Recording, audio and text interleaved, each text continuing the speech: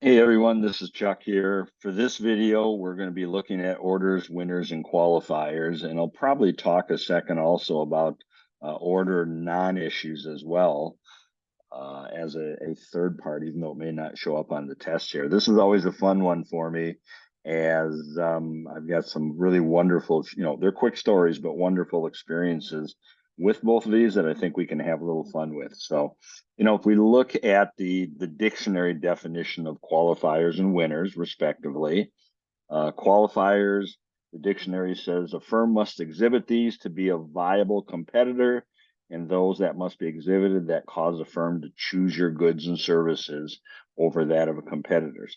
So, really, what we're saying is an order qualifier are those characteristics your business has to have if you're going to get into the game and be considered by a customer. A order winner is that characteristic that makes the customer open up the checkbook, give you the credit or debit card, and say, yes, I'll buy it.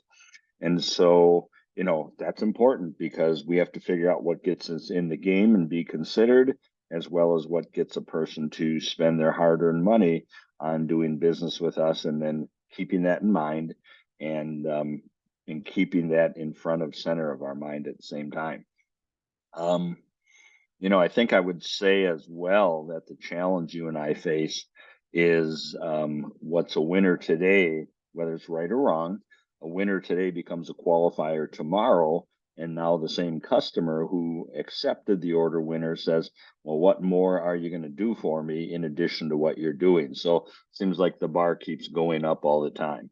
I'm reminded of a couple stories here myself, from what are order winners and what are qualifiers and what are really, I guess, we hear it occasionally as order non-issues, but excuse me. I remember my wife and I, when we were a lot younger and the kids were very young, we'd go out looking for cars when we needed to buy a car. And so we'd go to different dealerships and look around. And I don't know if it's the same in other parts of the world or whatever, but a lot of the car dealerships here in the Midwest part, for when you're out on a Saturday looking at car, they've got things that entertain the kids or little treats or things to eat or whatever while mom and dad are looking at cars and that. And so we had gone into one place, and it was an Oldsmobile dealer. We were looking at their cars. We come out, um, afterwards with the kids, didn't buy a car or anything, but our oldest son says to me, he goes, Daddy, we got to buy a car from this place. It's like, oh, okay. He's 5 or 6 at this point. And I said, okay, why do you think we ought to buy a car from them? And he goes, because they've got the best hot dogs. And Kathy and I busted up laughing because it was like, boy, if that's how decisions gets made, we'd have a wonderfully weird world out here. And for him, that was a order winner. For me, needless to say, that was kind of an order non-issue and wasn't even a qualifier at that point. But it was a wonderful comment that he had made. The other thing also about what's a winner today is a qualifier tomorrow.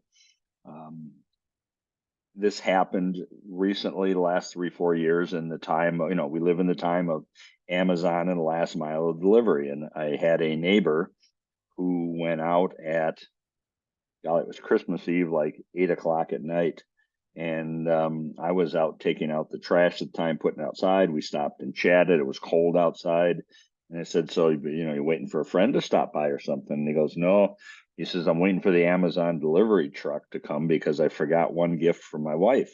And I thought, uh-oh, this can't be fun.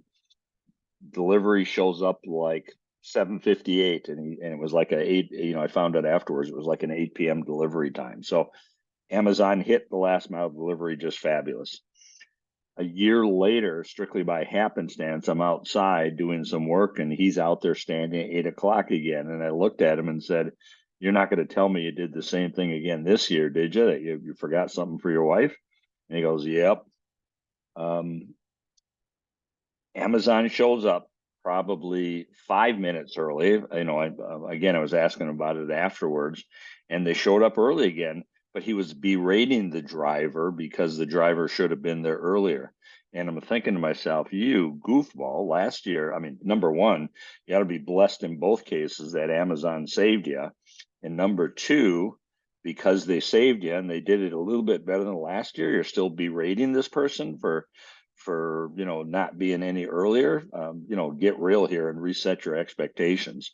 But it does kind of share that idea that I think we all are challenged with, perhaps many of us are, that what's great this year becomes the minimal expectation next year.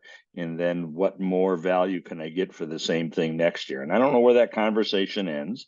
Sustainability certainly teaching us new lessons that way with circularity, but it is one that we have to keep in mind as we're going through and deciding what gets us in the door with customers and what gets us the business.